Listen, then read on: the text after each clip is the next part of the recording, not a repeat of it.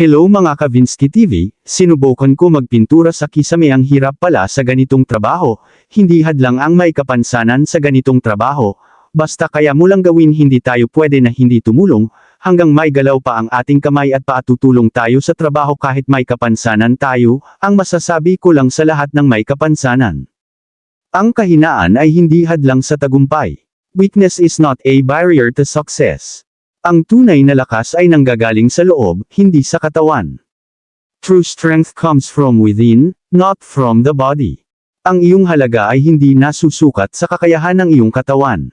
Your worth is not measured by the abilities of your body.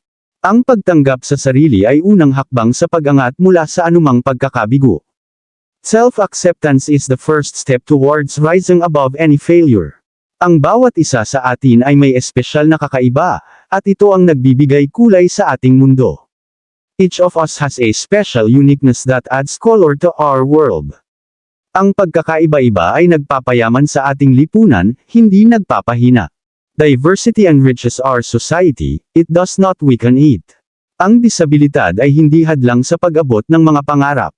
Disability is not a barrier to achieving dreams. Sa bawat pagtakbo ng oras, ang determinasyon mo ang siyang magpapalaya sa iyo. With every passing moment, your determination is what sets you free. Ang totoong ganda ay nagmumula sa kalooban, hindi sa pisikal na anyo.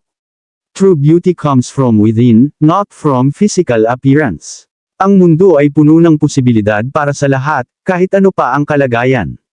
The world is full of possibilities for everyone, regardless of their condition. Please support me and share this video. Thank you everyone and God bless.